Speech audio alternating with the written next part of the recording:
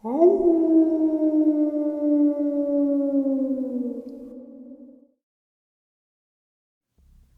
greetings and salutations, everyone. I hope everyone is doing well today. Today we are going to step into that realm of Dogman encounters from subscribers, state by state, alphabetically. And today we are going to Connecticut. Before we get into it, though, a couple links. As you know, I rely on Patreon, PayPal, and my merch to help the channel to continue to grow and go. The links to Patreon and PayPal are in the description below. My merch is displayed directly under this video. Also, Dogman Frightening Encounters, Volume 1, 2, and 3, the audiobook versions. They were written and researched by Tom Lyons, narrated and produced by me, Jeffrey Nadolny. Those audiobooks are available on Audible, Amazon, and iTunes, the links to which are also in the description as well. Now, everyone, I have taken far too much of your time. Let's get on with today's upload. Shall we?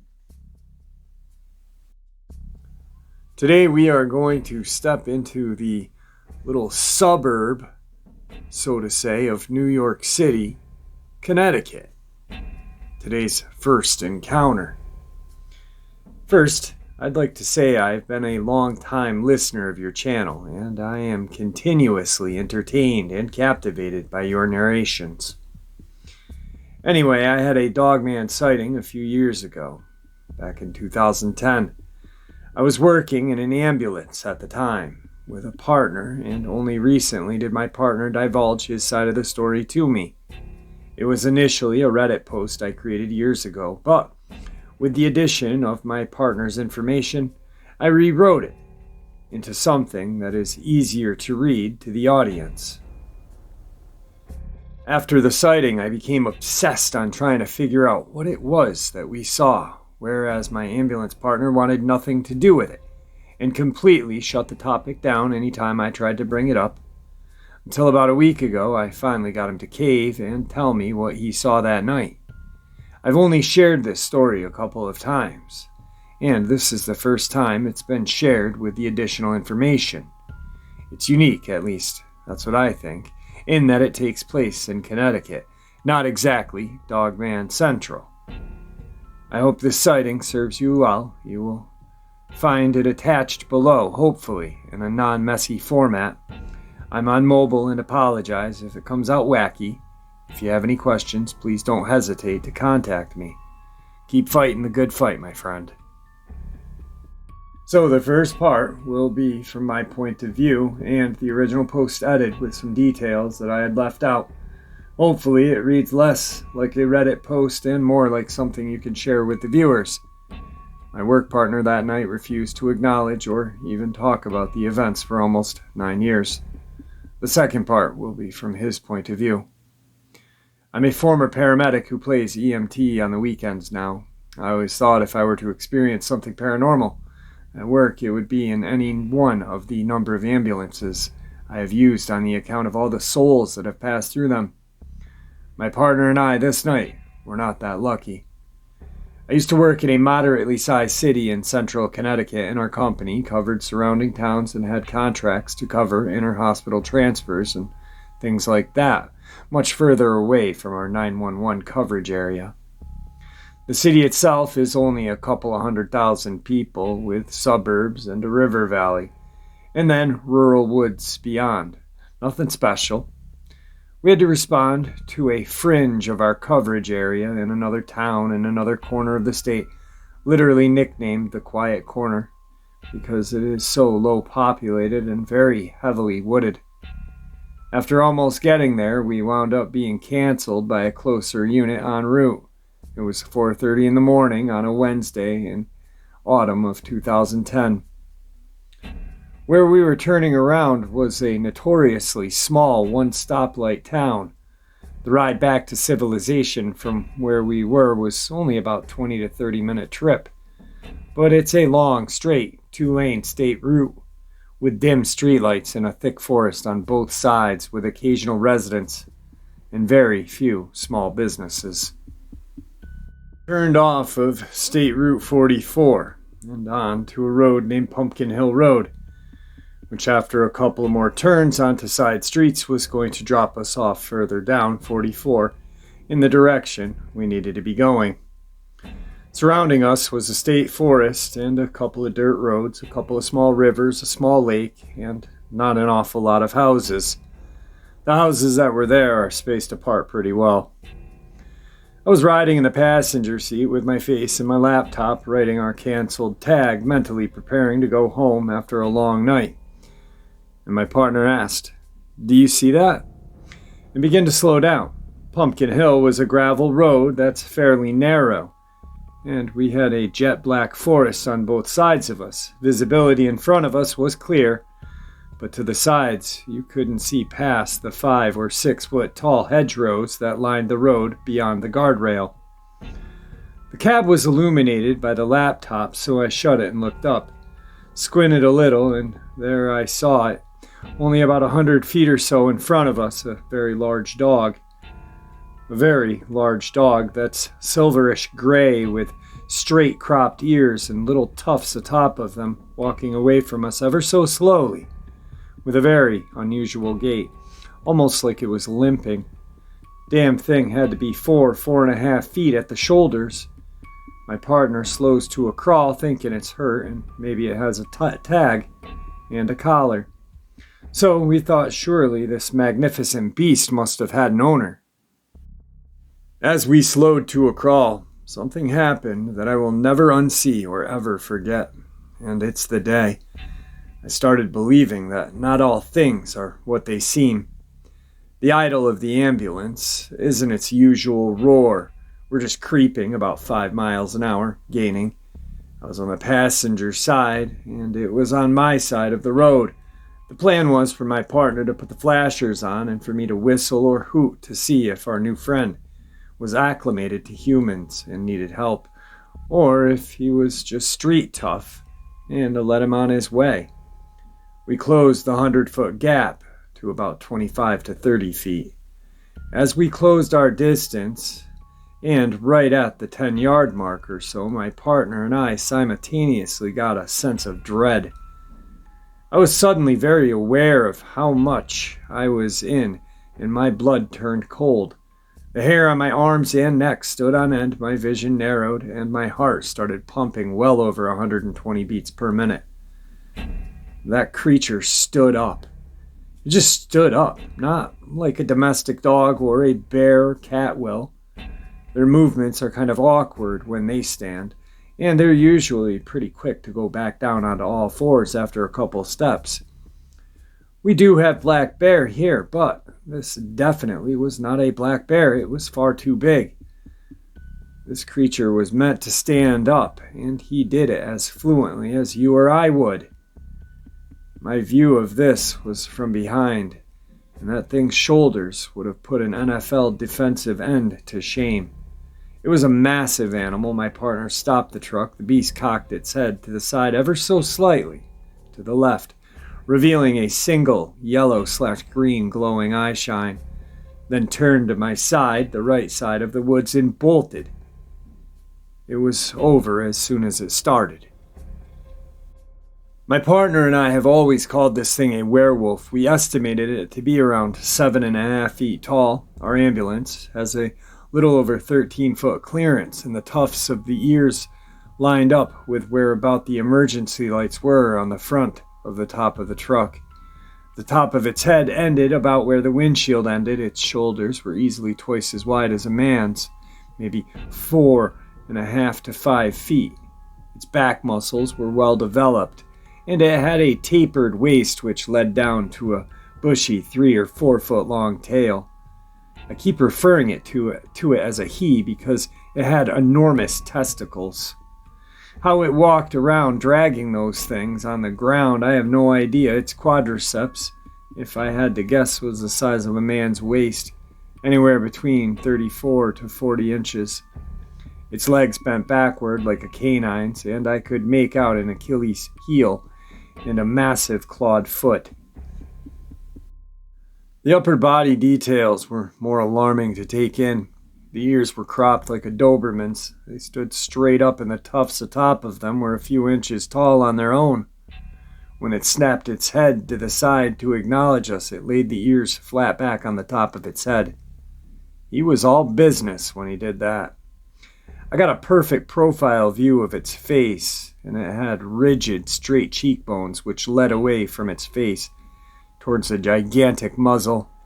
The eye socket around its eye looked incredibly human, and the eye itself was probably the size of a racquetball. And if it wasn't reflecting light from our scene or headlights, it was definitely glowing yellow or green. The muzzle could have been a foot long. Had a big old shiny, maybe wet dog nose at the end. Its mouth was partially open when it turned its head, and then it looked like it swallowed. I only caught a second or two glimpse of its mouth. Its gums were black, and it had a dark, maybe purplish tongue. Its teeth were bright white, and it had 2 pairs of fangs. They weren't incisors or inside of its mouth. It had a pair of fangs that sat at the front and outside of its mouth, and at the front and bottom of its mouth. With his mouth closed, you could still see them, and these teeth were designed for puncturing, ripping, and tearing off. Its incredible shoulders were its arms, which were jacked and almost twice as long as its legs. The claws of this werewolf ended around to where its knees were, and its claws were at least 5 to 6 inches long. The claws were attached to digits at the end of its hand. They did not look anything like a paw. Its forearms were longer than what his humerus would be, and made up the majority of its arm itself. Above the elbow were its bicep, which, if I had to guess, were somewhere around 40 inches around and well-defined. Watching it stand up so fluently made sense, looking back at how obviously it used the power in its legs and did sort of a push-up with its gigantic long arms to spring into that position. The thing that always bothered me, though, is that little head tilt it did. I got the sense of dread before he stood up. Like my mind and body knew something bad was about to happen, but it didn't know what.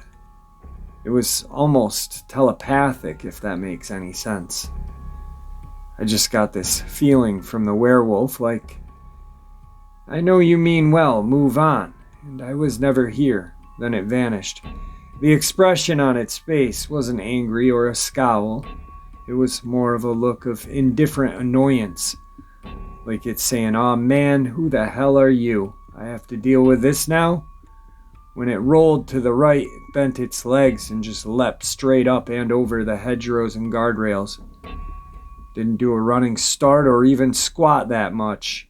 He just turned and jumped, and when he did, he kept his body elongated. So from a standing position, it went at least 6 to 7 feet in the air, and far enough in back of and over the brush to not be easily seen anymore. Another easy 10 to 15 feet. After that, my partner punched it. We drove fairly recklessly to get off that gravel road back to one with at least streetlights. I would have never asked him to slow down. We both wanted to get out of there, and we fled the scene with a sense of urgency. I've seen many canines stand on their hind legs. I've never seen a hellhound sprint with precision over a guardrail and brush. That messed with my head other than that night. After a lot of research, I came upon legends of Michigan Dogman and the Beast of Bray Road. The only problem is I live in Connecticut, and we are not known for our Bigfoot sightings or wacky cryptozoological stories. The town of Pomfrey, Connecticut, which was close by to the town we were in, does have some interesting wolf lore, and a park named Wolf Den State Park. Short version of the story is that General Israel Putnam, yes, that General Putnam, the Revolutionary War semi-hero, killed the last wolf in Connecticut in the wolf den, I think around 1764, before the conflict. The story, as I recall, wolves in Connecticut were hell on livestock, and the settlers had killed the last of the she-wolf cubs and her mate. So the story goes, she started slaughtering livestock and stalking and attacking people. Not to eat, but to kill. One morning she massacred over 70 sheep, and Israel Putnam was tasked with putting her down. He tracked her to her den and did so. The wolf den is still there to this day. There have been Dogman sightings close by in Massachusetts, and even legitimate gray wolf sightings. In the last decade or so, wolves have been finding their way down New England from Canada. I don't know what I believe in, and it's certainly not werewolves, but I totally saw something that I really looked like a werewolf just that one time. My partner and I had worked together in that ambulance for 3 years at the time of the sighting. We knew each other pretty well. And as alarming the events that transpired in front of us were, there was something off about Ron for weeks after that sighting. The ride back to operations, we just couldn't believe what we had seen and exchanged things like, "What was that?" "I don't know. You saw the same thing I did. And did that really just happen? I can't believe that happened." After we fueled our truck, we punched out, and the next time I saw him was a Thursday night for our last tour of the week before our 3 days off. When I showed up, he notified me that he had called dispatch and requested to be posted in downtown the entire night, not wanting to leave the confines of the inner city. Not an unusual or odd request. Some people prefer busier assignments, and we definitely did, but it became a habit with him. And as the weeks and months went by, we were never sent out to the suburbia for a call after dark for the rest of our 5 total years together. I thought I was shaken up as he was, but something was sitting sideways with the way he was acting, and every time I approached him to talk about it, he would immediately dismiss the topic and stoic and quiet, or change the subject entirely, leaving an odd vibe I'd never felt around my work brother before. Absolutely nothing changed about our job performance or our friendship, but after a while, I suspected my partner had either seen something like this before, or had seen something I hadn't the night of the sighting. After years of patiently prodding and asking him what was wrong, he finally disclosed what was bothering him so much about that sighting. And it turned out it was the latter. 9 years later, I have his permission to relay his point of view of that night. Our ambulance was a 2008 AEV box truck. It had a 13-foot clearance, and Ron is 6'5", I'm 5'10", but when seated in the cab, sitting up and facing forward, the top of our heads were probably somewhere around 7.5 to 8 feet off the deck. As a passenger, you can't see an awful lot out of the mirrors, but as a driver, you can see down the side of the truck and pretty well behind you. There's also a mobile data terminal that controlled several functions, including lights, sirens, scene lights, dispatch response. It also had a 4-screen camera that showed a backup camera, which was mounted on top of the back, pointing down at an angle. 2 side cameras, which covered the outside ends of the ambulance, and a patient compartment camera, which was the only one that recorded. When you were in the driver's seat, you pretty much had an all 360-degree covered. As a passenger, the most you could see out of the mirrors was Jack, especially since he was a giant and we fought over the mirror angles all the time. Relayed to me by him, he said that when he completely stopped, he was looking at the werewolf in front of us, but had a pit in his stomach convincing him that he wasn't actually looking at us when he turned his head. My eyes were fixated in front of us on Wolfman number 1. He trusted his instincts, and which I did not notice him doing because I was too busy trying not to piss myself. Already had the MDT angled right at him and started cycling through the cameras and turned the side and rear scene lights on. The scene lights aren't the emergency lights. Scene lights are these bright yellow/blue hued LED lights that are so bright you could probably land a space shuttle from orbit with them. When he did that, he noticed that our friend in front of us was in fact not alone. He caught a glimpse of 2 of them behind us and 1 coming up on my side of the ambulance. The 2 behind us he described as coyote tan and on all 4 standing right in what our blind spot would have been. The way the camera in the back is angled, he said all he could see were the tops of their heads, the tops of their torsos, their arms and shoulders, and their massive pawed hands. He described them exactly looking like the first one was described, except the color variation. When he turned the scene lights on, they bolted to the right side of the road out of view of the camera. This is where it gets a little creepier. After watching their shadow and movements going to the right toward the tree line and brush, he cycled the MDT monitor to the starboard side camera, hoping to catch them and see if they were going to advance towards us or run into the brush. Mind you, this all happened quickly, in a matter of seconds. When he cycled the camera, what he saw was another Dogman, this one on its hind legs, and blacker than the blackest black. So massive it was filling the entire monitor, and with its left hand was trying to open the door in the patient compartment area. Ron had hit the scene lights and cycled the camera and lost sight of the two coyote tan Dogman. As he couldn't see too much from the camera view, he looked in the passenger side mirror and said that's when he noticed the black Dogman looked right back at him with its yellow eyes, and the thing grinned at him. He did see the coyote tan Dogman leap over the brush behind the grinning one. He told me, "Danny, if you rolled your window down and you reached your arm out, you guys could have shook hands." When he told me this, almost a decade after the incident, my blood ran cold. He didn't discuss it for years, and all this time I had no idea one was less than 5 feet behind my right shoulder.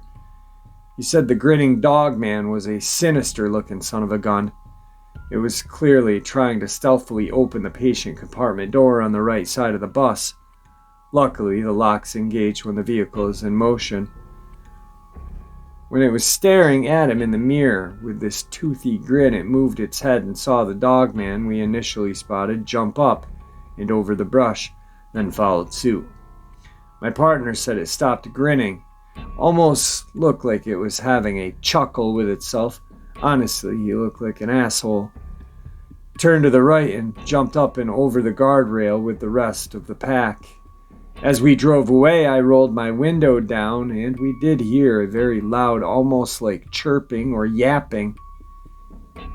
It was more like the sounds hyenas make.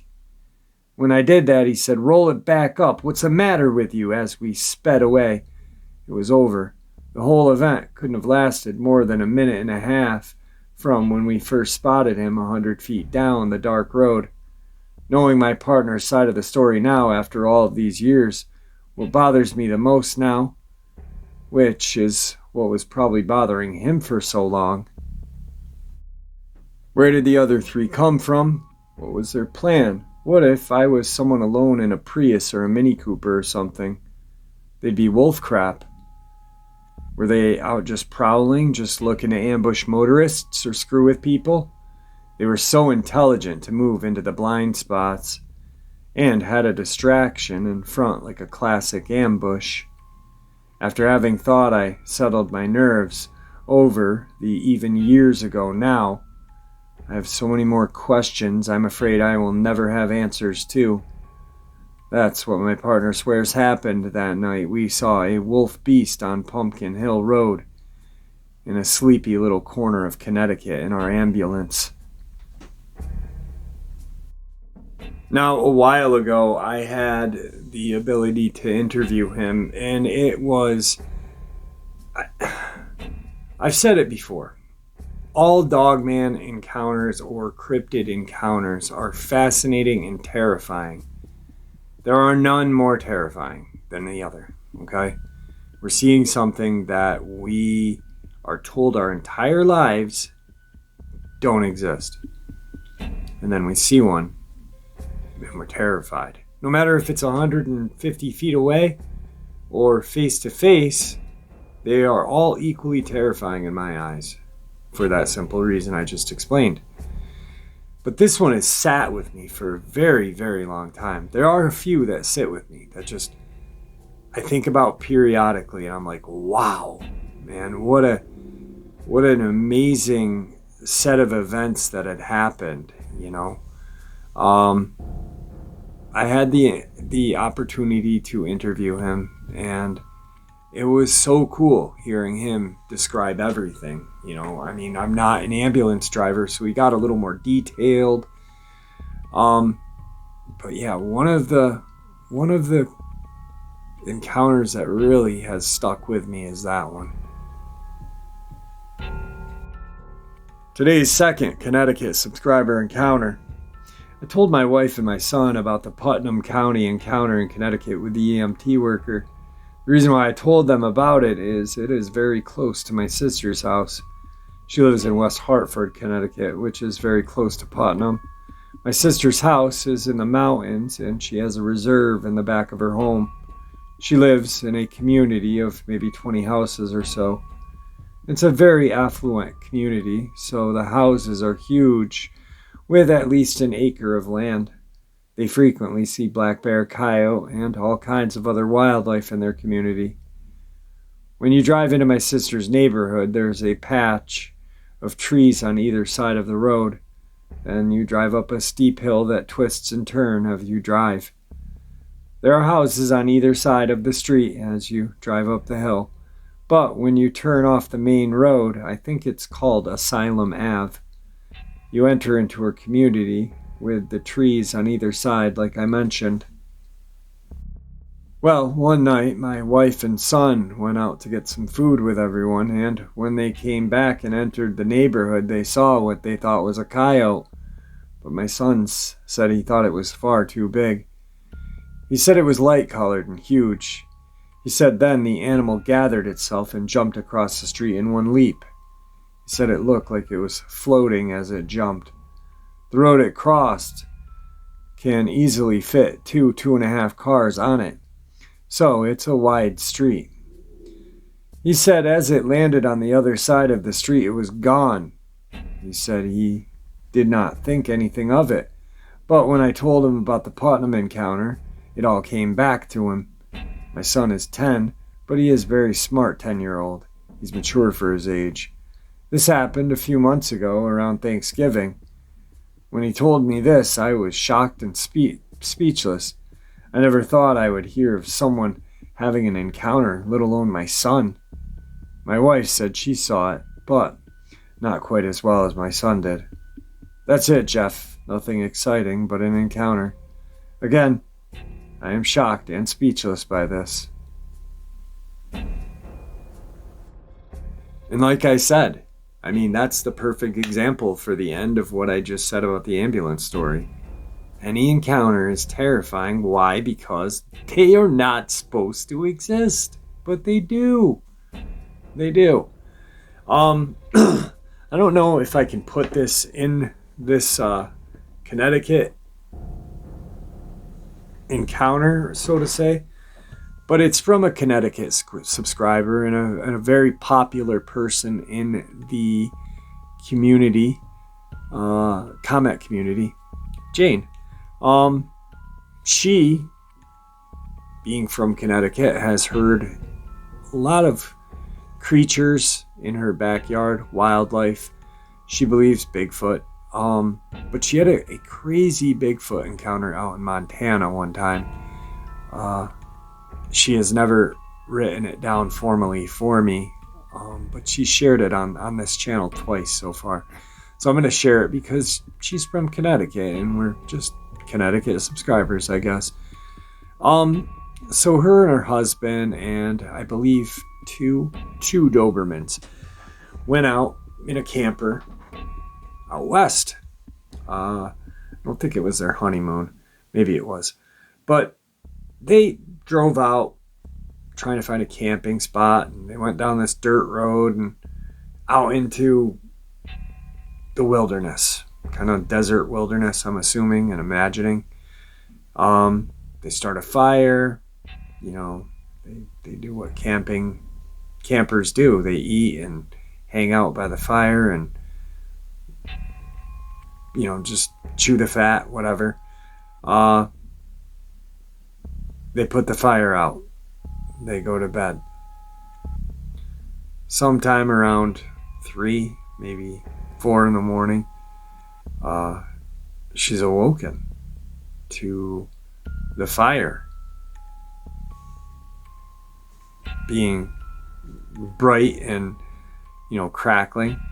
And she looks out the window and she sees what she can only describe as a huge Sasquatch. The dogs, her two dobies, are scared. They're still lying there and they're not barking. They have peed on themselves.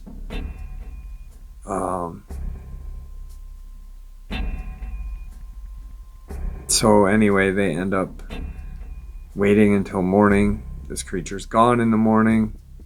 They pack up shop and they head out and they stop at this very small general store. They're in there and the husband tells the old guy who's behind the counter about what had happened that night. And out of the blue, and it's a very strange question when you don't know somebody, but out of the blue, asks if Jane, if it's her time of the month. And the husband kind of looks at Jane. Jane's kind of confused, kind of like, whoa, you're kind of a personal question. Yeah, why? Well, because they can sense that on humans and it draws them in, he says to him. So needless to say, they got whatever they needed at the store, gave the guy a tip of the hat, and bounced on out of there. So, I don't know. Anyway, with that, I want to thank everybody for always tuning in. And please be kind to each other. May the Great Spirit watch over all of us. May He guide us through this thing, this path, this beautiful life we have. And with that, my friends, until tomorrow.